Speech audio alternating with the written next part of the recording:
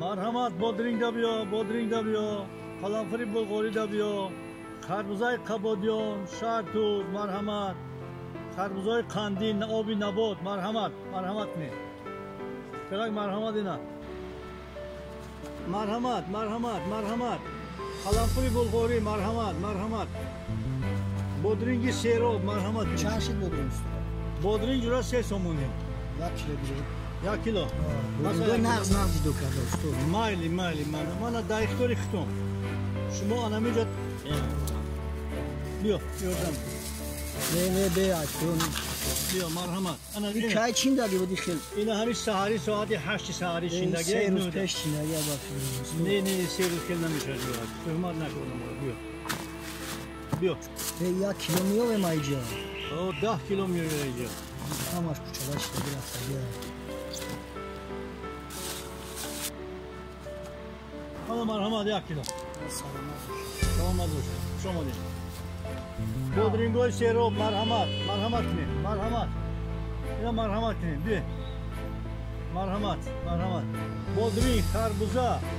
سلام علیکم آقا جون و علیکم السلام مرحمت آقا جون هندلا چند میشی هندلا 7 سوم همین دوناش همین مایدار دوناش 7 سوم قدر قیمت آقا جون رای دور سوزشواری قیمت ای آقا جون اگر همین از خیتوگی بیا نرخش گرانی بار هر دوش 7 سوم بگو آقا جون 1 لیتر بنزین 10 سومونی هر دوش 15 سومونی دیگر درست نیست مرحمت بالگرس کی شانس میام 3 سومونی کیلو هاشو کیلو 3 سومونی این بودرینگ شانس میام بودرینگ هم 3 سومونی چشیدن ممکنه مرحمت نه چشیده بینید بودرینگی کاری کلان نه شیندگی 1 ساعت پیش شیندگی ای آقا جون خیلی بودرینگ حالخت روشت خیلی ای آقا جون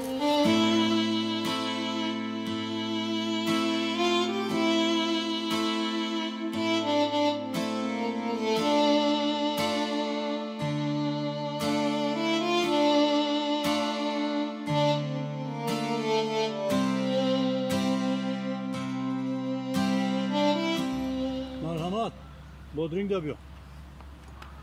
مرحمت چند سوم شده 3 سومونی مرحمت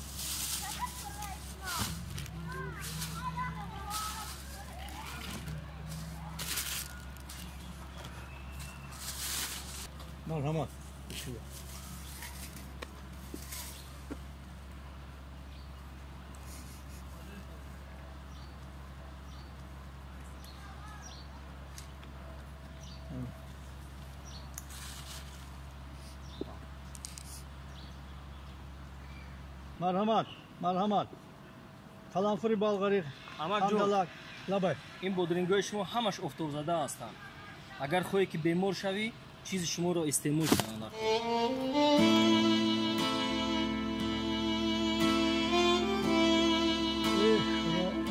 چی روزه بوده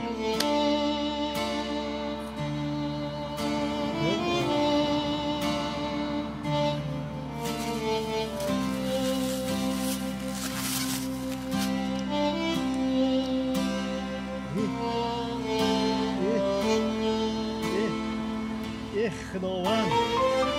چگونه مهربانی چگونه سخی وقتی که خداوند ما را نعمت می‌دهد